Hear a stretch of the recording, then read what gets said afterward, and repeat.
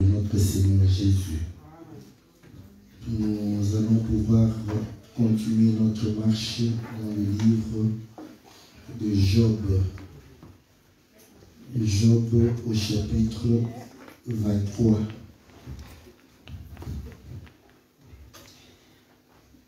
Nous allons lire dans le nom précieux et glorieux de notre Seigneur Jésus. Amen. Nous lisons à partir du verset 1. Job prit la parole et dit: Maintenant encore, ma plainte est une révolte, mais la souffrance étouffe mes soupirs. Oh, si je savais où le trouver, si je pouvais arriver jusqu'à son trône, je plaiderais ma cause devant lui, je remplirais ma bouche d'arguments, je connaîtrai ce qu'il peut avoir à répondre, je verrai ce qu'il peut avoir à me dire. Emploierait-il toute sa force à me combattre? Ne daignerait-il pas au moins m'écouter? Ce serait un homme droit qui plaiderait avec lui, et je serai pour toujours absous par mon jugement. Mais si je vais à l'Orient, il n'y est pas. Si je vais à l'Occident, je ne le trouve pas. Est-il occupé au nord? Je ne puis le voir. Se couche-t-il au midi? Je ne puis le découvrir. Il sait néanmoins quelle voie j'ai suivie. Et s'il m'éprouvait, je sortirais pur comme l'or. Mon pied s'est attaché à ses pas, j'ai gardé sa voie, je ne me suis point détourné. Je n'ai pas abandonné les commandements de ses lèvres. J'ai fait plier ma volonté aux paroles de sa bouche. Mais sa résolution est arrêtée, il s'y opposera. Ce que mon âme désire, il l'exécute. Il accomplira donc ses desseins à mon égard, et il en concevra bien d'autres encore. Voilà pourquoi sa présence m'épouvante. Quand j'y pense, j'ai peur de lui. Dieu a brisé mon courage, le Tout-Puissant m'a rempli de froid, car ce ne sont pas les ténèbres qui m'anéantissent, ce n'est pas l'obscurité dont je suis couvert. Que l'Éternel bénisse la lecture de sa parole. Amen. Que l'Éternel puisse véritablement nous bénir au travers de l'explication de sa parole. Amen. Nous sommes dans la joie d'écouter la parole de notre Dieu, parce que lorsque le Seigneur te donne l'occasion d'écouter sa voix, comprends que c'est l'amour. Parce que le Seigneur, c'est un lion qui tonne. C'est un tonnerre.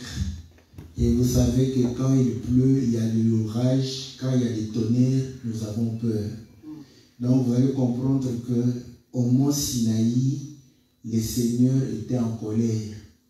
Mais il est venu pour pouvoir apporter ce qui devrait être le salut pour le peuple, qui devait être la vie pour le peuple.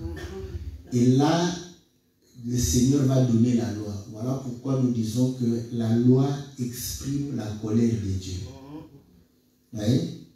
Mais les gens, quand ils ne comprennent pas, ils croient que en étant sous la loi, ils auront les faveurs de Dieu. Non, parce que la loi, Dieu l'a donnée comme un lion, rugissant. Voilà pourquoi l'Apocalypse chapitre 10 dit que lorsque l'ange a parlé, c'était des rugissements et il y a eu des tonnerres. Et quand il y a des tonnerres, vous allez comprendre que l'homme est épouvanté.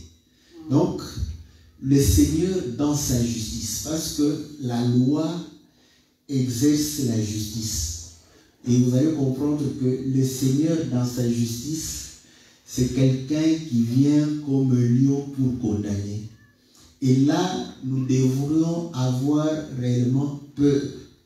Écoutez, Job qui était un homme intègre, il dit que j'ai envie de pouvoir réellement me présenter devant Dieu. Parce que comprenez que quand on est dans la souffrance, on se dit, mais si Dieu pouvait être devant ici, j'allais lui parler. Lui aussi a dit cela. Donc ce n'est pas pour la première fois que ces pensées puissent visiter l'homme. Quand vous êtes dans la souffrance, vous allez vous poser la question, mais où est Dieu? Mais c'est Dieu qu'on est en train de pouvoir nous prêcher. C'est Dieu qu'on est en train de pouvoir réellement nous présenter. Israël a posé la même question. 400 ans en Égypte. Et pourtant, tout ce qu'on leur disait, il est le Dieu d'Abraham, d'Isaac et de Jacob. Et qu'Abraham a été béni, Isaac a été béni au centime. Mais eux, ils vivaient dans la souffrance. Ils vivaient dans la détresse. Et là, ils pouvaient carrément dire où est le Dieu de mon père. Est-ce que vous comprenez? Mais malheureusement, ils ne pouvaient pas voir ce Dieu-là. Parce que s'ils avaient l'occasion de voir Dieu, ils allaient aussi avoir des arguments pour lui présenter, pour dire que pourquoi nous souffrons. Israël n'a pas souffert parce qu'Abraham n'a pas séparé les oiseaux. Parce que vous allez comprendre que dans l'entendement de l'homme, donc il faut qu'il y ait une raison néfaste pour souffrir. Est-ce que vous comprenez? Quand tu souffres, ce n'est jamais ta faute.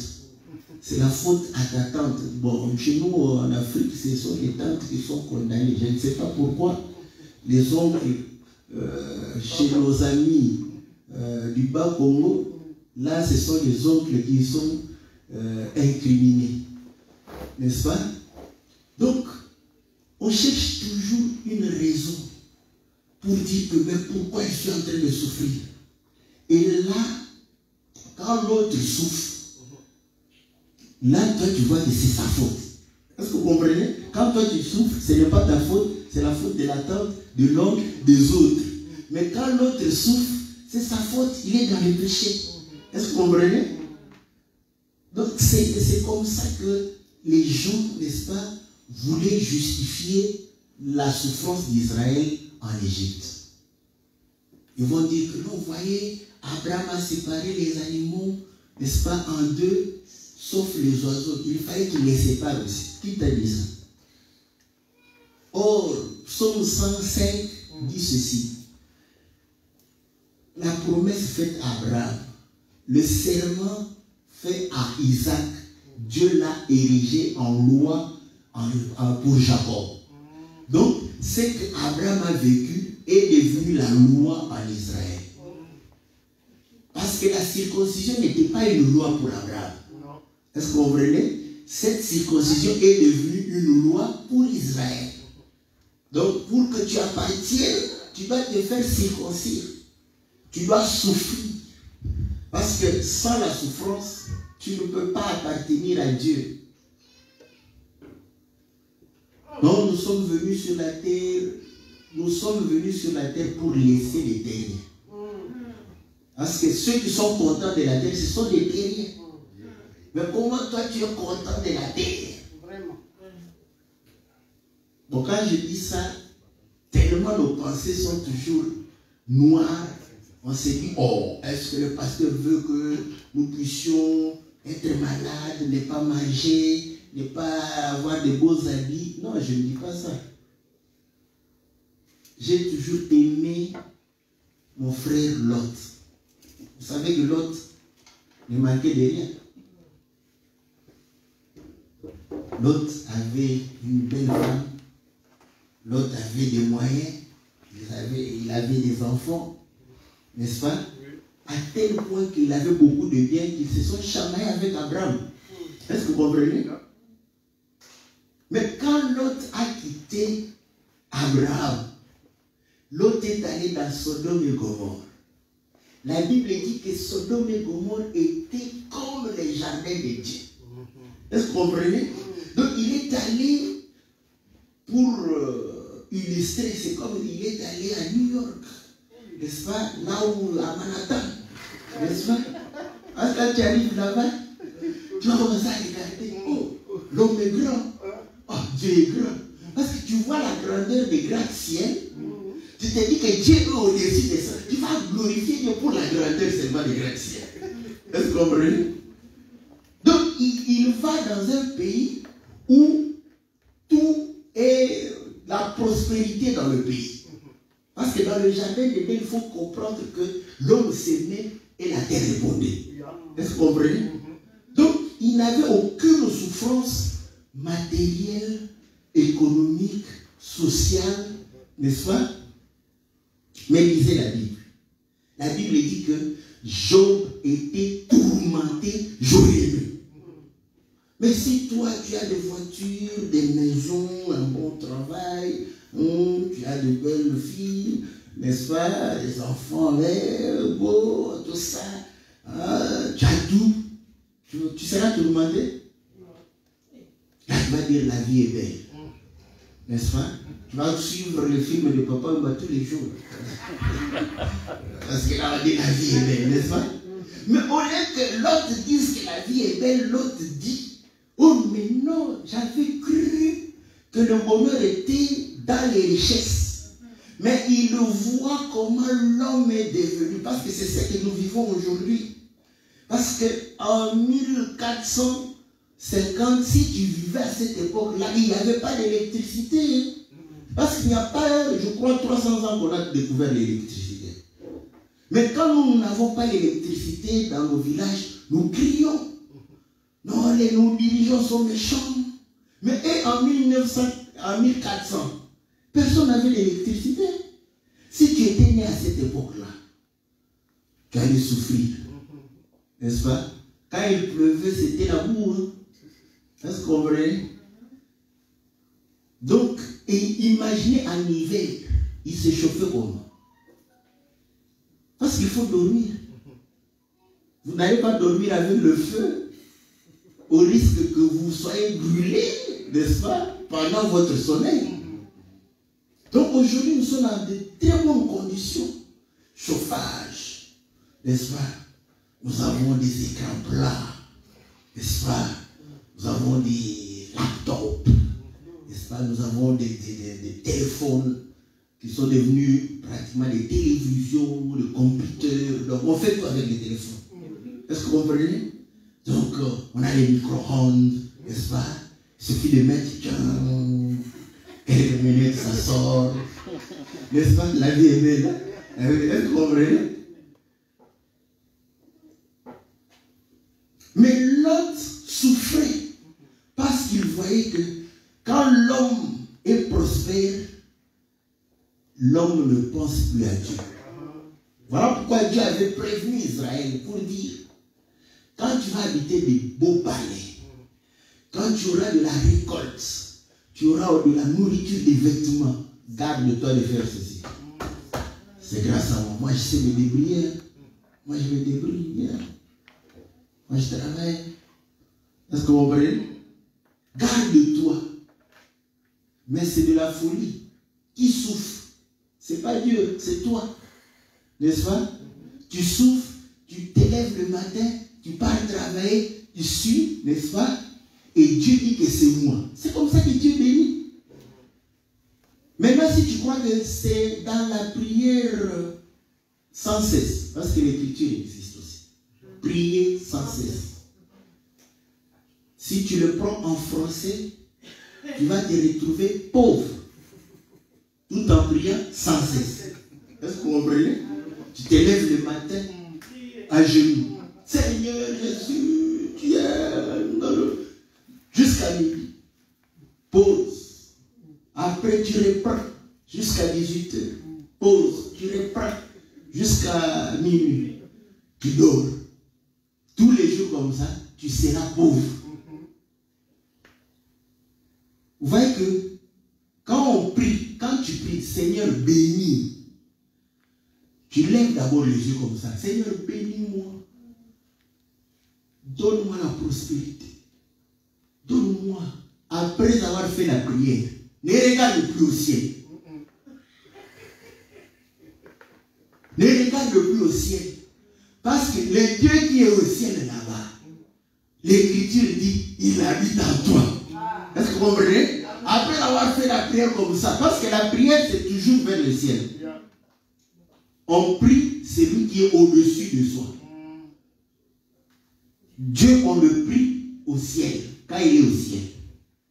Mais il agit sur la terre. comprenez? Maintenant, il va agir comment? En toi. C'est comme ça que Dieu vient. Donc, si tu trouves que tu as prié, Seigneur, donne-moi de l'argent, donne-moi. Après, tu es fatigué, tu ne sais pas t'élever pour aller travailler, comprendre que Dieu n'a pas exaucé ta prière. Amen. C'est ça. Amen.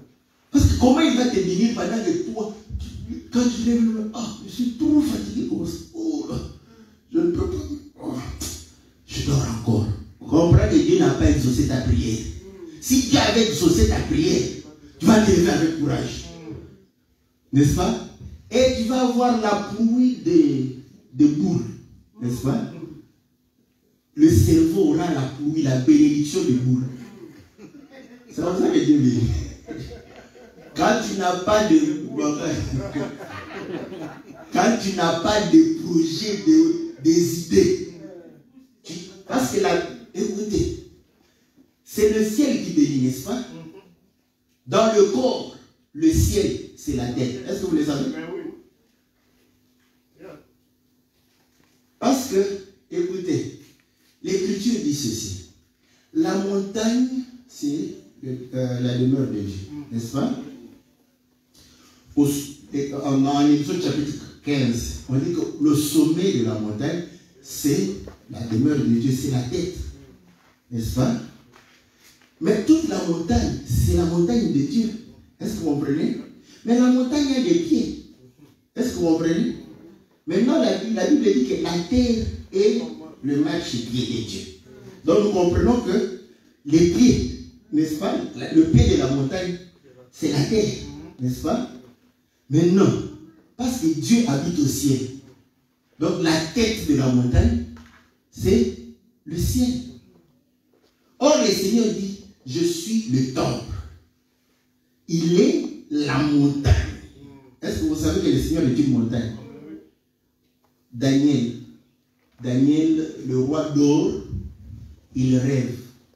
Il voit une statue en or, en argent, en airain, en fer et en argent. Il oublie même le songe. Mais il est allé dire à ses sages, ce que j'ai oublié, donnez-moi ça et donnez-moi encore l'explication. Les sages ont dit non, nous on ne prophétise jamais comme ça. Nous aimons regarder. Elle est bien habillée, elle est belle. Je vois des gens qui veulent tenir. Parce qu'on ne mouille pas à quelqu'un qui est déjà. Donc quelqu'un qui est vieux, c'est là où on voit.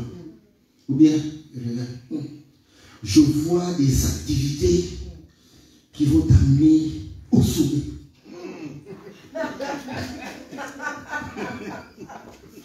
Pourquoi? Parce que il a regardé. Mais il a oublié que nous sommes des Congolais, influencés par Papa Wembekiste. Est-ce que vous comprenez? Parce qu'ils ont amené, n'est-ce pas, l'idéologie d'être propre. Même si on a rien. Est-ce que vous comprenez? Donc ils ont inculqué aux Congolais le fait de pouvoir être en costard à tout moment. Même s'il fait chaud. Est-ce que vous comprenez? Nous sommes habitués comme ça. Quand tu vas me regarder en costard, tu vas penser que j'ai un budget qui peut être exploité. Est-ce que vous comprenez? C'est là où la prophétie va venir. Mais cette fois-là, on dit, tu n'as aucun signe qui puisse te permettre de faire ta prophétie. Donne la prophétie et l'explication. Là, tout le monde était KO. On est allé chercher Daniel. Daniel a dit, oh, ça, il faut aller dans la tête. Est-ce que vous comprenez? Dans la tête du roi pour récupérer les songes. Il a prié. Or, celui qui a inspiré le roi, c'était Dieu. Dieu était dans la tête du roi. Est-ce que vous comprenez? Il est allé, Dieu lui a donné les songes. Non seulement les songes, parce que quand tu as des songes, moi je ne comprends pas. Aujourd'hui, les gens ont des songes. Mais ils aiment qu'on leur interprète les songes. Mais la Bible ici, vous ne savez pas que Dieu visitait les prophètes par des songes et des visions. Mais ils ne veulent pas interpréter. Quand on dit que tu ne seras pas la queue, oh, n'interprète pas, je ne serai pas la queue, toujours la tête. Ils aiment ça. Quand ils veulent être la tête, le chef des vendeurs. Mais si tout le monde veut être le chef des vendeurs, qui sera, n'est-ce pas, dans la masse? Personne. Voilà pourquoi les Congolais aiment ces écritures-là. Quand ils ont une association, 2 jours, 2 têtes vont se. Est-ce que vous comprenez? Il y a 2 têtes. Quelle que soit, église ou pas, oh non, vous voyez, vous les chrétiens, vous divisez. Vous l'avez vu au Congo. Hein? Oh non, nous, le Coran, c'est la dictée de Dieu. Oui, c'est la dictée de Dieu, mais au Congo, il y aura 2 têtes. Que vous le violez. Est-ce que vous comprenez?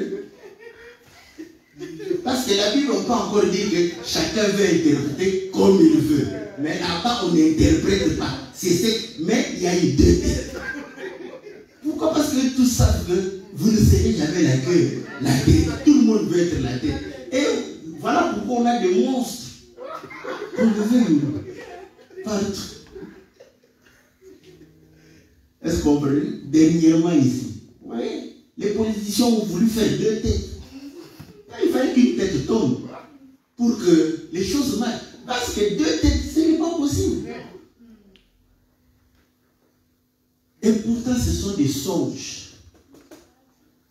Parce que si tu dors comme ça, tu entends une voix te dire, tu ne seras pas la queue, tu seras la tête. Tu vas te réveiller, pasteur. J'ai entendu la voix qui me disait, je ne serai pas la queue, mais je serai. Ça veut dire quoi? N'est-ce pas? Mais c'est écrit, noir sur blanc. Mais quand c'est écrit, tu n'as pas besoin d'explication. Donc, il va avoir l'explication, le songe, et donner l'explication au roi pour lui dire que il y a eu la statue que tu as vue, une pierre est venue renverser. Et cette pierre est devenue toute une montagne. Est-ce que vous comprenez? C'est la pierre qui est devenue la montagne. Donc c'est là où nous disons que cette pierre-là, c'est le Seigneur Jésus. Parce qu'on dit que c'est le royaume. Et Pierre dit que la pierre que bâtissaient ceux qui bâtissaient, la pierre qu'ont rejeté ceux qui bâtissaient est devenue la principale de l'arbre. Et nous sommes un sacerdoce royal. Est-ce que vous comprenez? Nous sommes un royaume. Il a fait de nous un royaume pour Dieu. Donc, c'est cette pierre-là, n'est-ce pas, qui est le Seigneur Jésus, qui est venu et qui a renversé, n'est-ce pas, la statue. Elle est devenue une montagne. Et vous allez voir dans l'explication, c'est pour dire que Dieu va établir son royaume. N'est-ce pas? Et la montagne, la pierre, c'est le Seigneur Jésus. Voilà pourquoi nous disons, le Seigneur Jésus, c'est le temple, c'est la pierre. Et c'est lui l'homme. Et la Bible dit, il est la tête de l'Église. Mais la tête, il est où? Il est assis à la droite de Dieu. Donc quand je dis que la tête c'est le ciel, je n'ai pas trompé. Hein? Donc c'est ça. Donc vous allez comprendre que c'est le ciel qui bénit la terre, n'est-ce pas? S'il n'y a pas de pluie, est-ce que vous allez récolter? Non. Donc maintenant quand la tête est vide, comprenez, quand la tête est vide, tu seras béni quoi? Donc sécheresse. Quand les gens, ils ne s'expliquent pas comment ils vivent la sécheresse. Tête vide, pas de projet, rien du tout. Tu veux progresser comment? Tu attends que Dieu, la manne c'est fini.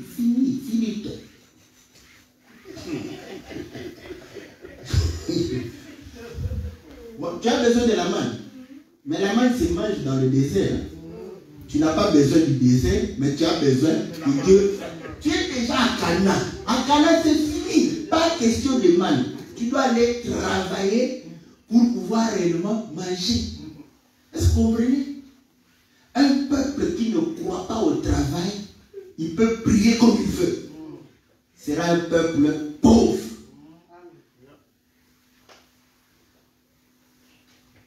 Et je vous dis que le travail, c'est la prière.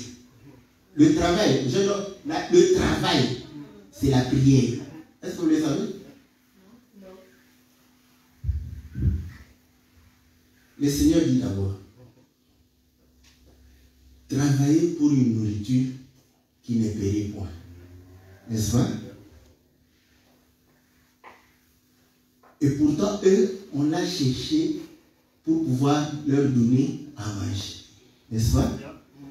Et le Seigneur démontre que non, vous devrez travailler pour une nourriture qui ne périt point. Et quand il dit, au lieu d'amasser le trésor sur la terre, parce que le trésor sur la terre, c'est le travail qu'on est en train de faire. Il dit, amassez-vous les trésors dans les lieux célestes.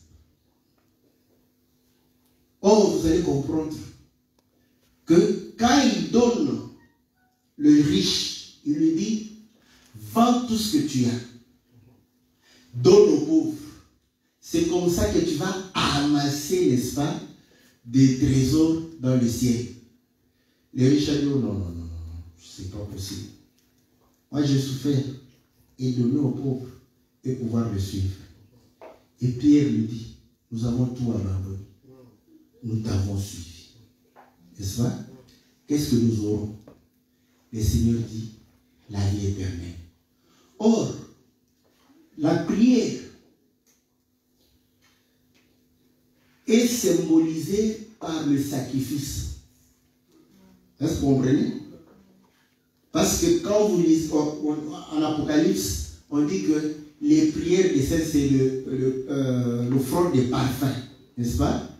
Donc, le sacrifice, c'est une prière. Mais le sacrifice n'est pas seulement, tu te mets comme ça, tu pries. N'est-ce pas? Travailler, c'est se sacrifier aussi. Est-ce que vous comprenez? Voilà pourquoi celui qui travaille accomplit la parole de Dieu. N'est-ce pas? Il accomplit la parole. Celui qui ne travaille pas, qui ne mange non plus. C'est pourquoi quand tu ne veux pas travailler, tu mangeras difficilement. Il faut que tu sois beau parleur pour manger. Parce que là, on sait que tu es monsieur le renard. N'est-ce pas? Le renard, le corbeau et le renard. Pour manger, le renard sait qu'il faut flatter pour manger.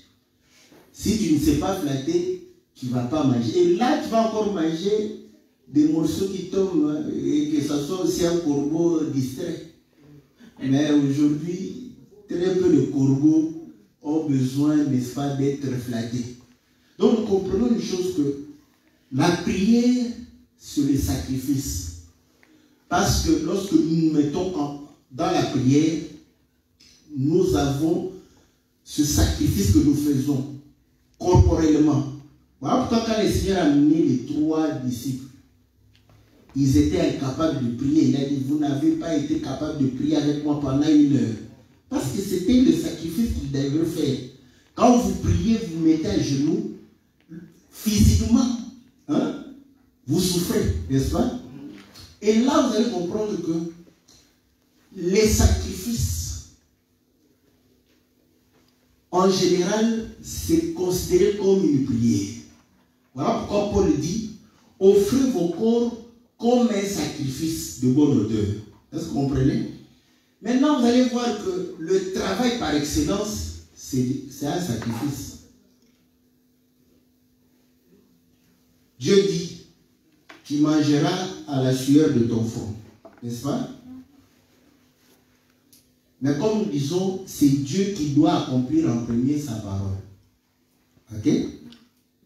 Voilà pourquoi un jour, le Seigneur est allé vite pour aller manger le fruit des figuiers. N'est-ce pas? Il arrive là-bas, il trouve que non, le figuier n'a pas produit. Et la Bible dit que ce n'était pas la saison. N'est-ce pas? Donc normalement, il ne devrait pas maudire. Or, lui-même donne la parabole du figuier pour dire qu'il y avait un figuier où le maître du figuier est venu, le figuier n'a pas donné. Le vigneron va lui dire, permets-moi de travailler, n'est-ce pas?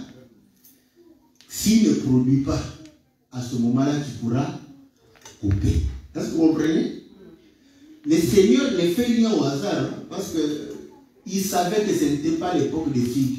Donc, quand il est allé chercher, il avait les disciples. Dès qu'il disait que j'ai faim, vous savez, eux-mêmes allaient pour chercher la nourriture. Mais là, le Seigneur part et arrive, il dit, il maudit le figuier. Ok? Mais pourtant, nous voyons que pour que le figuier donne, il faut que le vigneron puisse travailler. Est-ce que vous comprenez? Et là, le Seigneur, quand il dit à Israël que le royaume sera arraché, c'est par rapport à la parabole du vigneron, qu'un monsieur a donné au vigneron sa vigne. Quand il a envoyé ses serviteurs, on les a tabassés. Quand il a envoyé son fils, on l'a tué. N'est-ce pas? Et il dit, le royaume sera arraché, sera donné à une autre nation qui en rendra le fruit. N'est-ce pas? Mais pour que nous puissions avoir, n'est-ce pas, ce royaume, il fallait qu'il travaille. Et à Gethsémani, le Seigneur est en train de prier. Est-ce que vous comprenez? Quand il prie, comme Dieu savait qu'il avait dit à l'homme, tu mangeras la sueur de ton front. Voilà pourquoi ce jour-là, en priant, il était en train de suer. Est-ce que vous comprenez? Il était en travail. Est-ce que vous comprenez? Et la Bible dit que sa sueur était comme les grumeaux de sang. Est-ce que vous comprenez? Et voilà pourquoi par l'acte de la croix, c'est là où nous produisons le fruit, n'est-ce pas? Et nous comprenons qu'il y a un travail qui s'est fait en nous pour que nous puissions donner le fruit, n'est-ce pas? Donc, quand tu travailles, comprends que tu es en train de prier.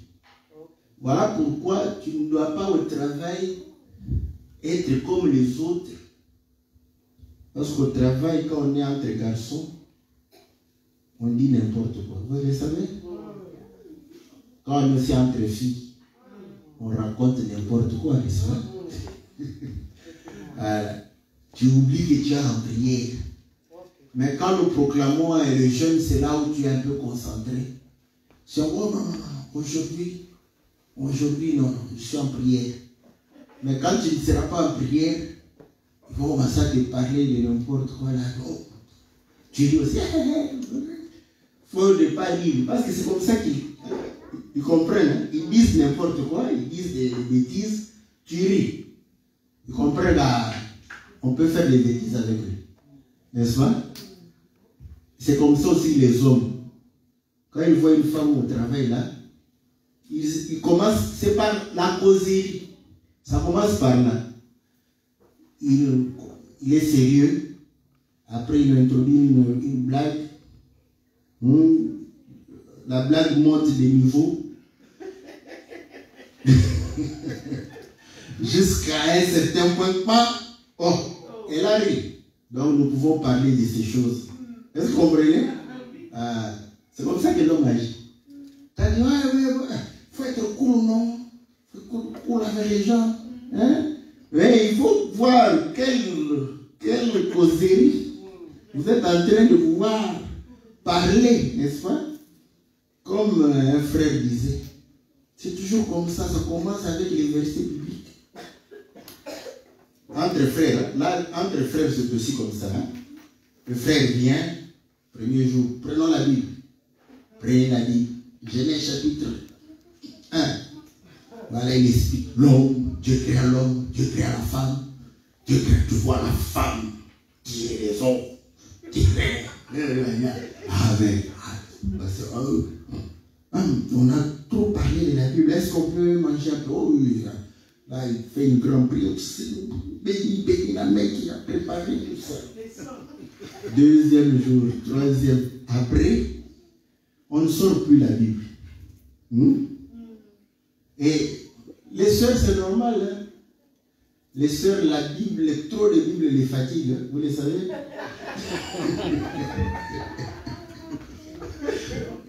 C'est normal. Parce que la femme, c'est le symbole de la chair. N'est-ce pas? Ouais.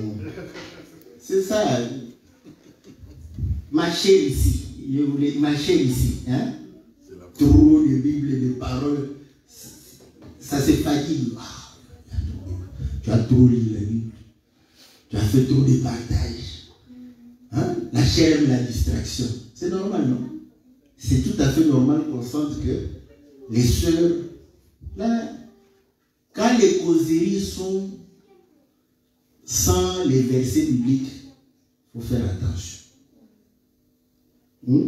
Parce que là, le frère ne vient plus avec les versets. C'est fini les versets. Mais non, parler de tout et de rien.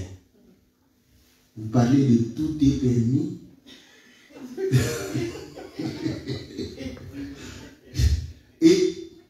et de ce qui n'est pas utile.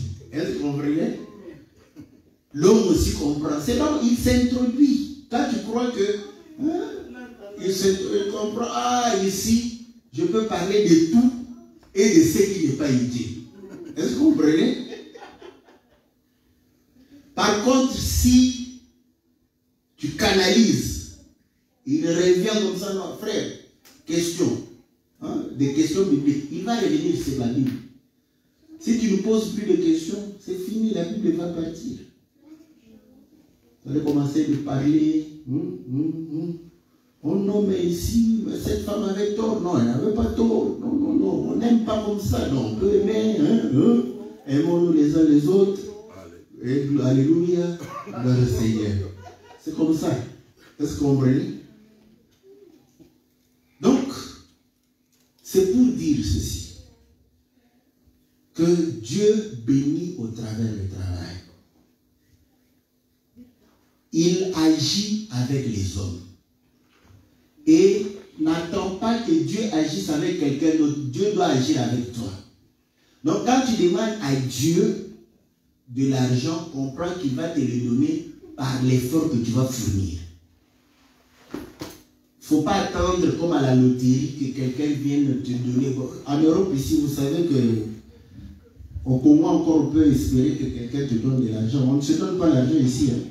C'est normal, non? Et on n'est pas offusqué pour ça.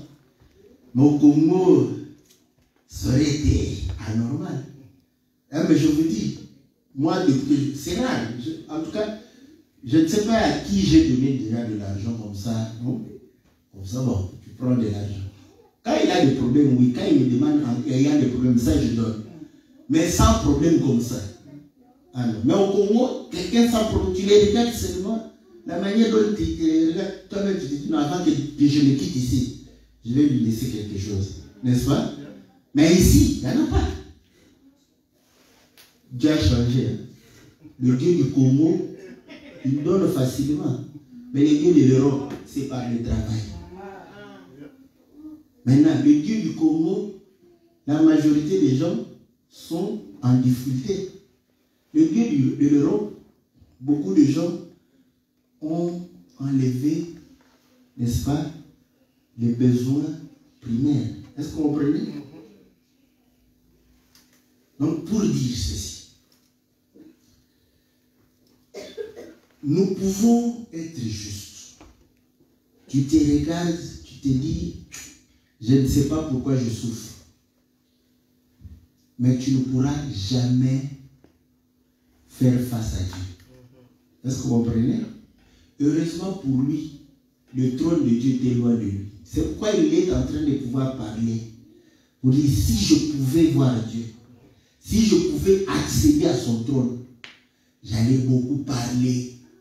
Mais lui-même sait que non, c'est Dieu qui a élevé, n'est-ce pas, son épée contre lui.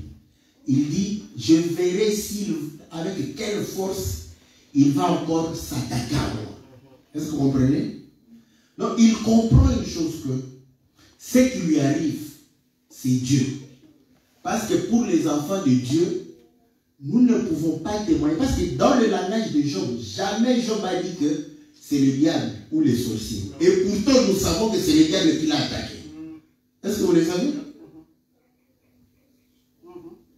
C'est ça la folie de cet évangile. Oh, mais pourquoi vous ne parlez pas des sorciers, tout ça? Nous sommes comme Job. Quand on souffre, on ne voit pas les sorciers. Nous voyons la main de Dieu. Parce que les sorciers qui t'ont envoûté pour que ton affaire n'aille pas, s'ils n'avaient pas eu l'autorisation de notre Dieu, n'allaient pas le faire. Est-ce que vous comprenez? Donc, devant Dieu, qu'on soit juste ou pas, la volonté de Dieu s'accomplira. Voilà pourquoi la fois passée nous avions dit, parfois nous souffrons juste pour vous. C'est la mise en épreuve. Est-ce que vous comprenez? C'est ce que Job me dit. S'il me met à l'épreuve, je vais sortir comme de l'or pur. Est-ce que vous comprenez? Nous aimons l'or. Mais si l'or ne passe pas par le feu, tu ne vas pas jouir de l'or. Est-ce que vous comprenez? Tu peux l'abandonner, le négliger. L'or éprouvé, c'est l'or qui est apprécié. Est-ce que vous comprenez? Voilà pourquoi dans les épreuves, si tu sors indemne, ayant vécu la parole de Dieu, même les païens vont t'appeler parce que tu vas briller à ce moment-là. Mais toi, quand il y a un problème, quand le feu vient, donc les gens comprennent que celui-ci aime les scories, aime avoir la saleté. Il y a de l'or, mais l'or sale n'a pas beaucoup de valeur. Est-ce que vous le savez? L'or éprouvé a beaucoup de valeur. Donc Job a compris que quand il est innocent, Dieu est en train de l'épurer. Est-ce que vous comprenez? Parce que certaines souffrances pourront te permettre de pouvoir résister à la tentation. Parce que tu as déjà vécu ça. Est-ce que vous comprenez? Vous manquez l'argent, tu as vécu une situation, tu as manqué l'argent, tout ça. Il y a un monsieur qui vient là, oh, petite, tu sais, j'ai de l'argent ici. Tu vois, tu pourras facilement le rejeter parce que tu as déjà vécu ça. Mais si tu n'as jamais vécu de moments difficiles, quelqu'un vient, vous voyez, comme les gens qui avaient le séjour faisaient pour ceux qui étaient encore dans les asiles ouverts. Hein? Quand tu vois quelqu'un venir là, avec une voiture qu'il a achetée à 500 €, mais toi tu ne sais pas, dès que tu vois la voiture, tu trembles. Oh non, vous voyez, non, tout ça. Il parle beaucoup de français là, tu trembles. Mais quand tu vas sortir, tu auras ton séjour, tu te dis, mais cet homme blague avec moi comme ça. Est-ce que vous comprenez?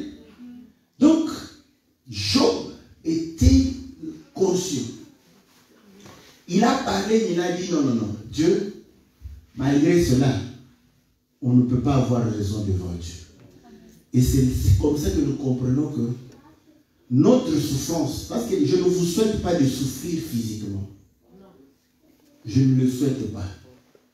Mais je sais que même si vous ne souffrez pas physiquement, vous allez souffrir par rapport à l'injustice des choses qui se passent dans ce monde ici. Car le monde n'aime pas Dieu. Est-ce que vous comprenez? Notre souffrance, c'est la souffrance de l'autre.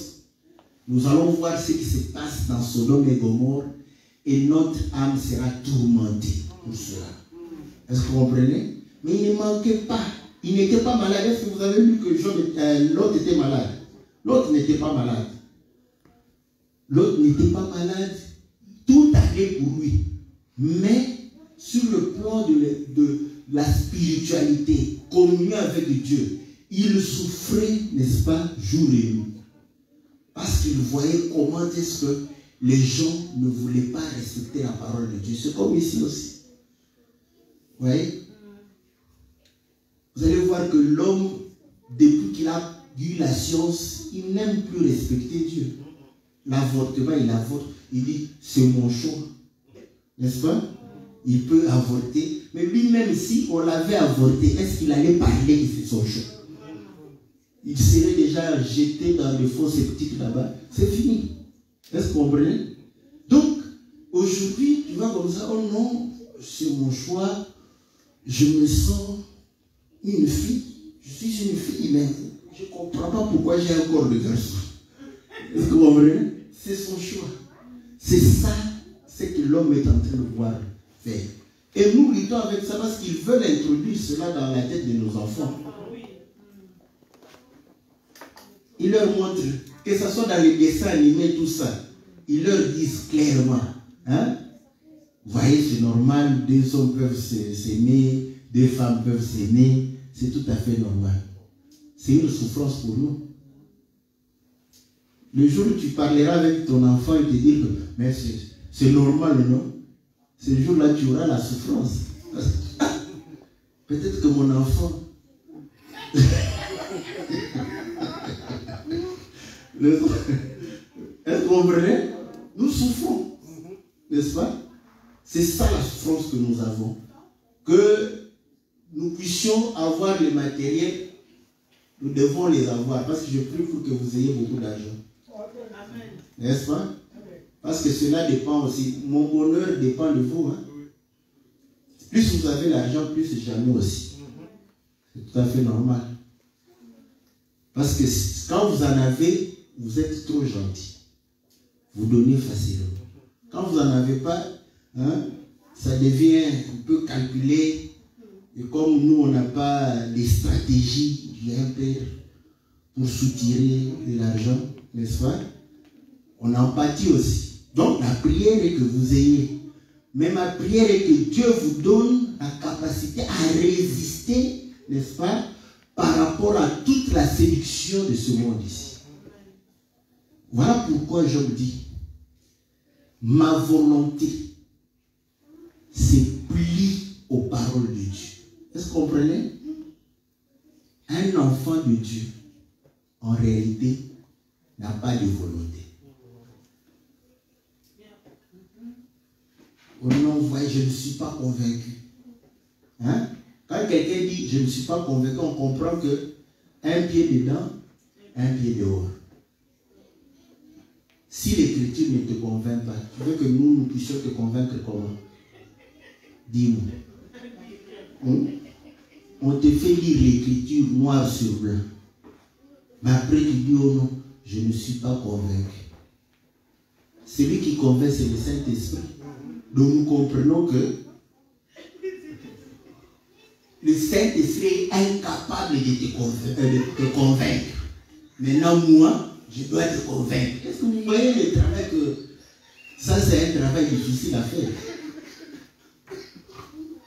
Entre guillemets, le Saint-Esprit a échoué.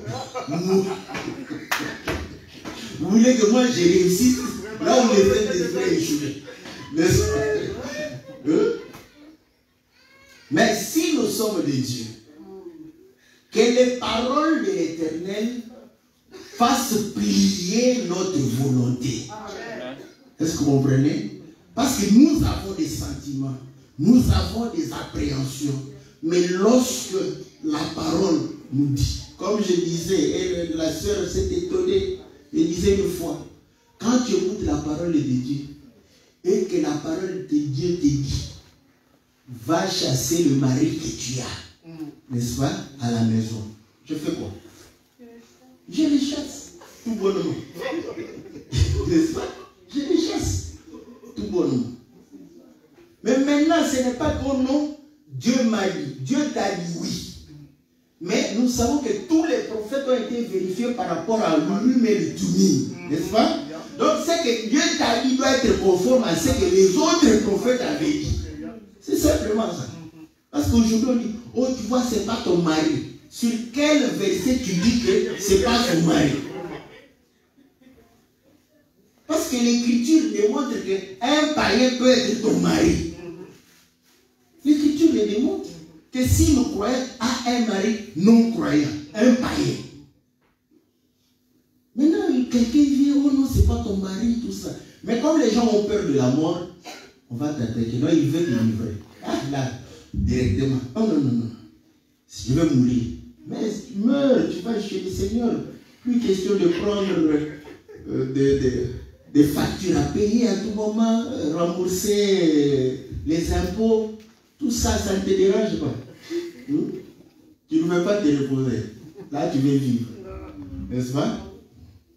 Donc, Job a compris une chose que s'il s'attache à Dieu, si sa volonté se plie par rapport à la parole de Dieu, l'Éternel, n'est-ce pas, sera réellement celui qui va pouvoir réellement arranger sa situation. Voilà pourquoi l'Écriture dit, s'il blesse, c'est lui qui va bander.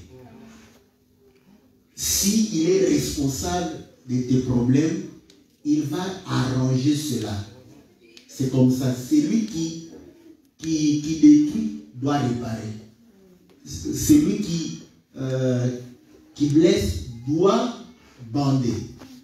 Et comme nous savons que tous nos problèmes viennent de l'Éternel, nous croyons que si nous sommes justes, si nous accomplissons la parole de Dieu, quel que soit le problème qui peut arriver, on comprend que c'est Dieu qui va pouvoir résoudre cela. Et quand il va le résoudre, tu seras dans la paix, car l'Écriture dit, vaut mieux la fin d'une chose que son commencement. Le commencement peut être difficile, mais nous savons que notre Rédempteur s'élève toujours le dernier pour nous donner la victoire dans le nom puissant et glorieux de notre Seigneur Jésus. Amen.